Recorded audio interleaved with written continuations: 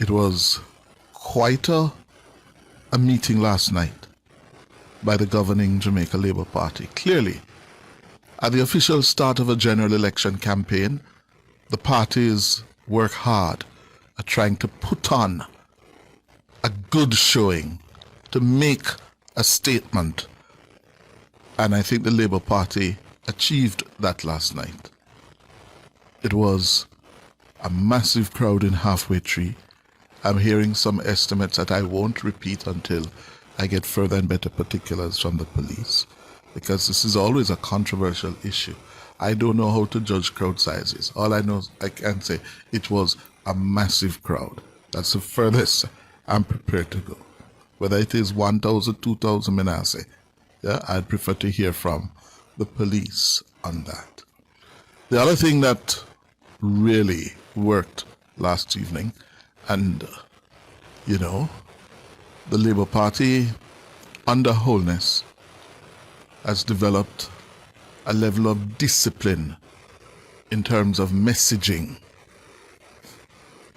Just listening to the platform speakers last night, it was clear that there was an organized effort that everyone will stick to a particular message, focusing around the achievements of the administration over the last 9 to 10 years.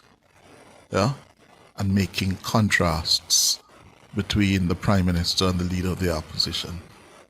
That is the message, and they have been consistent with it.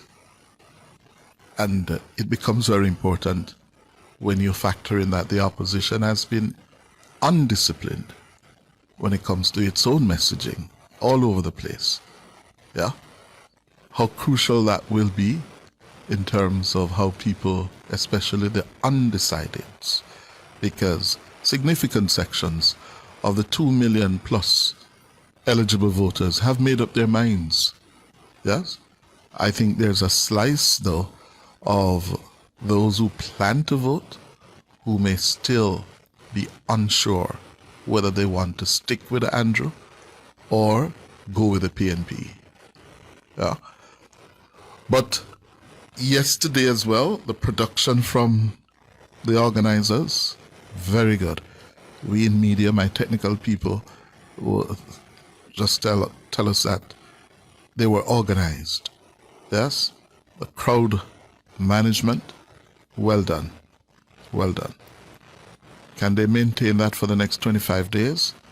Let's see. But this is how the Prime Minister, if you missed it, announced the date of the country's 19th general elections. So earlier today, I advised His Excellency the Governor General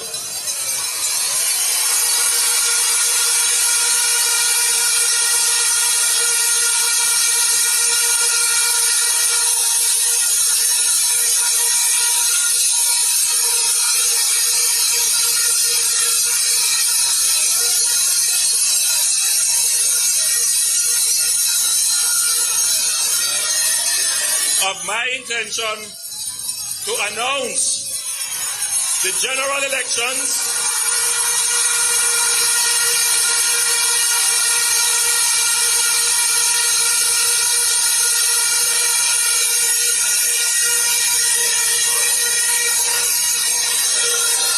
for him to set certain processes in place, including the dissolution of Parliament. I now declare that nomination day will be Monday, August 18th.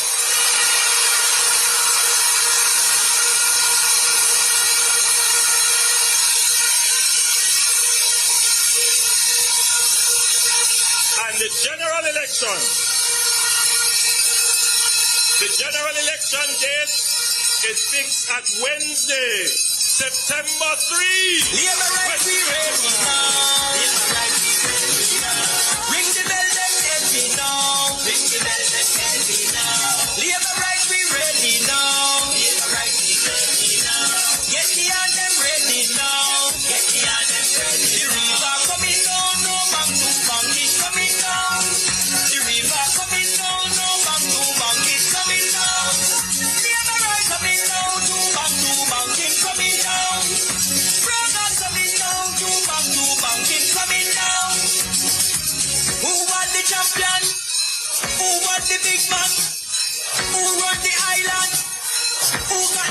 land? Who are the champion? Who are the big man? Who run the island? Who got the best plan? Who are the champion? I also wish to inform you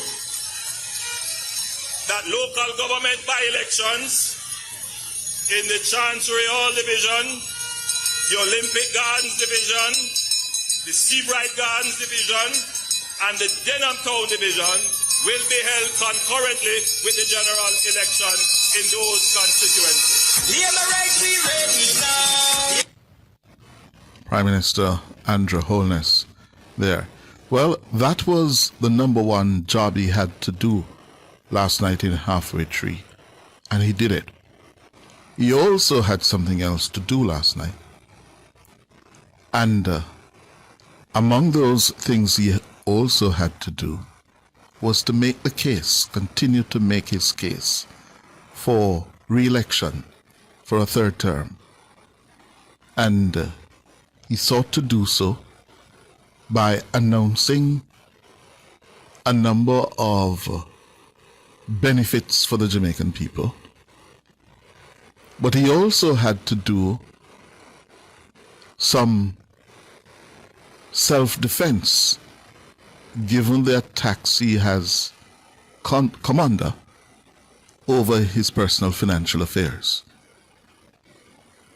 And he also went on the offensive last night on that. Yes? He couched it in terms of understanding the struggles of the Jamaican people, that he springs from them, he knows their issues, yeah? And he also made a case that, listen, he is there as a government, as a prime minister, to help to make the lives of the Jamaican people much better. Yeah? He dealt with the issue of transportation, housing, yeah? And also in his own case, yes, that he has never made money off the back of the Jamaican people. We're going to hear that after the break.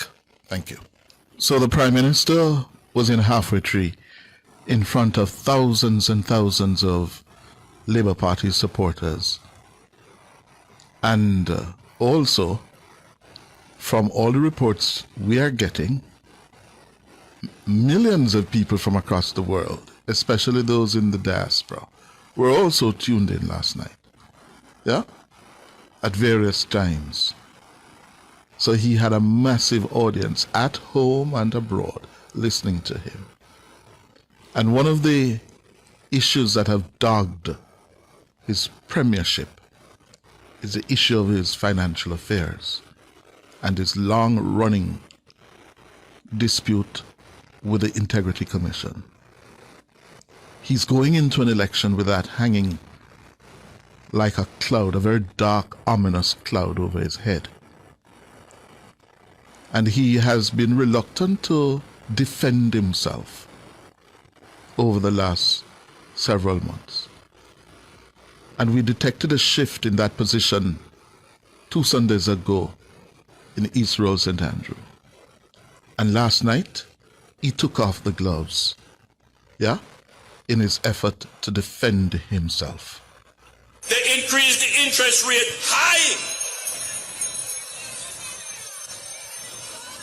And then they borrowed. Who were the people that lent them money?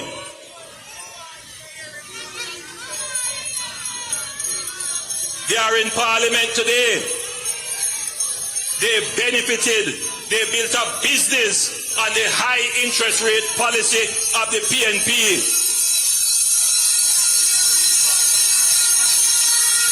They made their money. Those Tapanaris made their money on the backs of people like you, because it is the taxes that you paid that pay the high interest rate to those people. Poor people don't have money to lend to the government.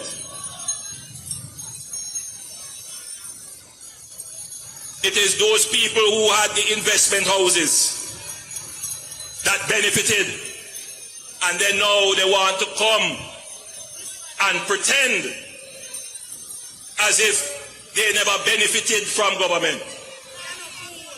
They benefited from the bad economic policies which affected you. It was so bad that a member of their own party, a member of their own cabinet, a man of the cloth, a man who was a churchman, he had to comment, his conscience was pricking him, and he said this policy of the high interest rate was the greatest transfer of wealth from you, the poor people, to them. The man who claimed that he is a Tapanaris, he was the one who benefited.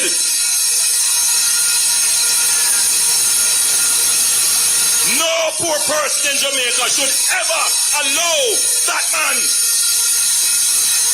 to touch the economy, because he and his friend will go back to the high interest rate policies so that they can benefit from it and continue where they left off, of transferring wealth from you to their coffers.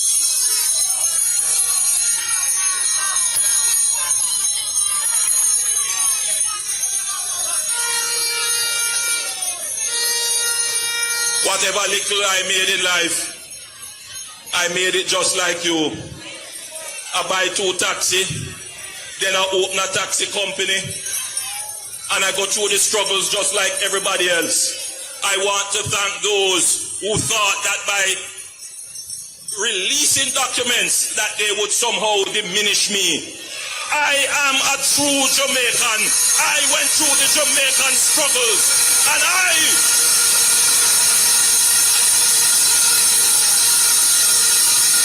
never made any money on the backs of the Jamaican people. That was one of the moments of Halfway Tree last evening.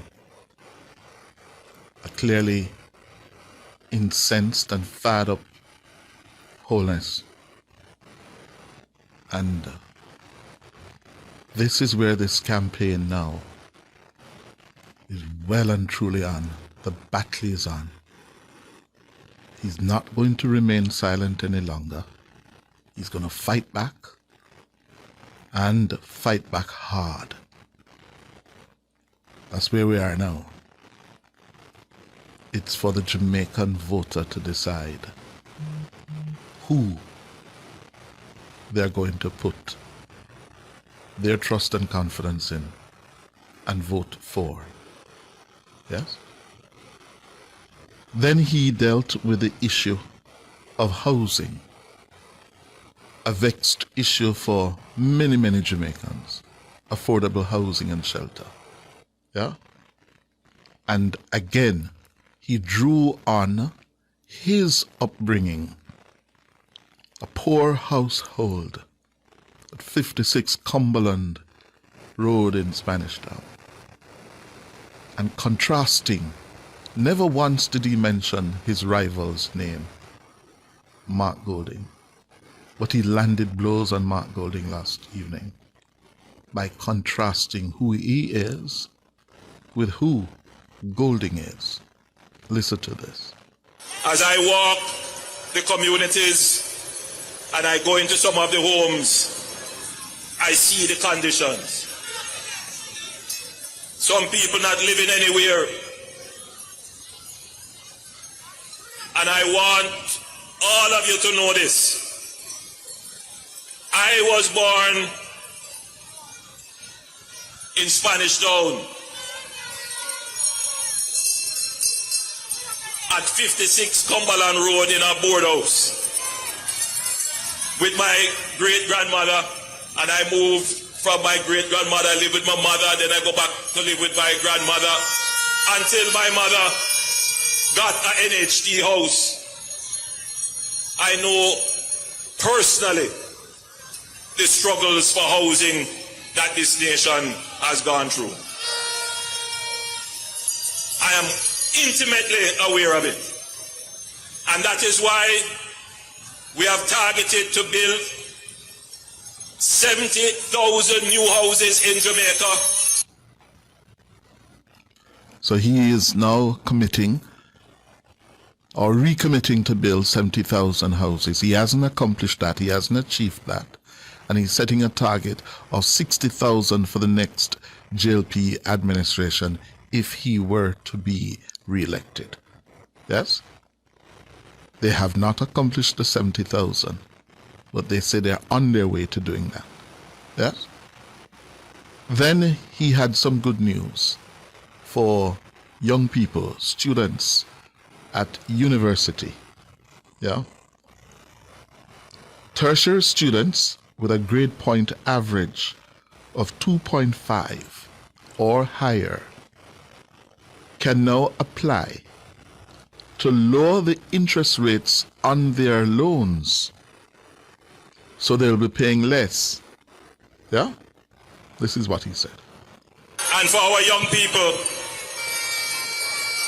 especially those who are looking to go on to tertiary education, we have looked very carefully at the student loan. And you would have seen that we have removed the requirement for guarantors. Now you can, on your own, get.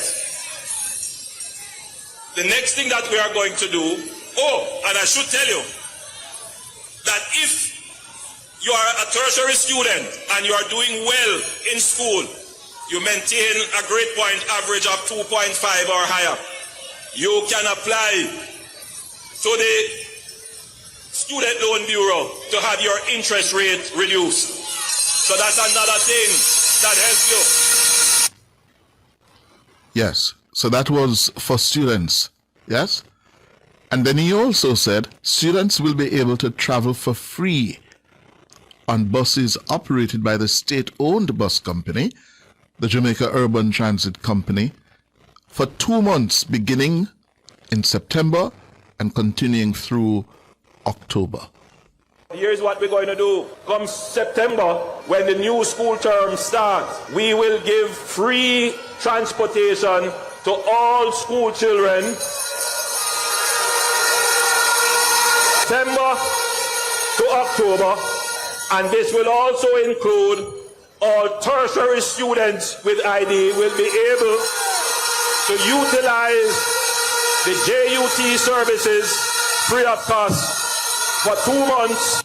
We have more buses to come, so you are going to have a first world public transportation system that will get you to work on time and in comfort and affordably. Is a part of our productivity thrust. If you want people to be productive, get them to work on time, get them to work in a good frame of mind, and take away the worry about cost of living, which transportation is a major part of cost of living. Yes. So he's saying he's trying to ease the cost of living burdens, pressures, yes, for September and October. Yes. For students, tertiary and secondary students, you can use the state-owned bus company services for free. Yes? So you get a break just for 2 months, September and October. Yeah? He said several other things. But there was a moment at the rally last evening in Halfway Tree.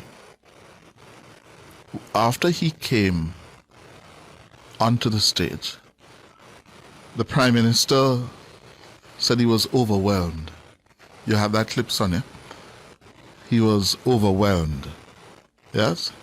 And he started to sound emotional. Yes? His voice was, you could hear, his voice was beginning to crack. But he held it together.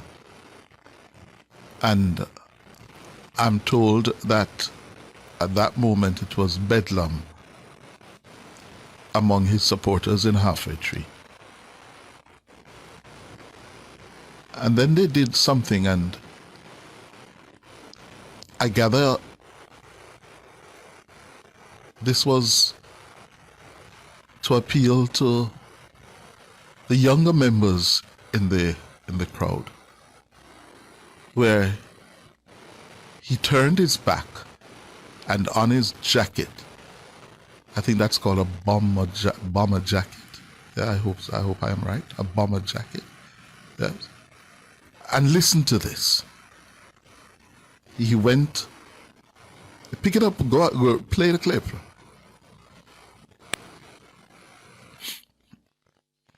In their second term, usually lose momentum. But what is clear from tonight is that the momentum is with. Then he turned around and the video of 1 p.m. at the back of the jacket. Yes? That triggered questions for those of us who are not in tune with the streets. Yes? 1 p.m. was emblazoned on the back of the jacket. And for our senior members of the YouTube community and listeners, 1 p.m., I gather, is a response to time come and also a play upon the term, yes, in the streets, one Cliff Hughes, one Prime Minister, yes? It was twofold, I'm told. Yeah, one Prime Minister, and it's 1 p.m. That's the time. 1 p.m. I thought I would explain that.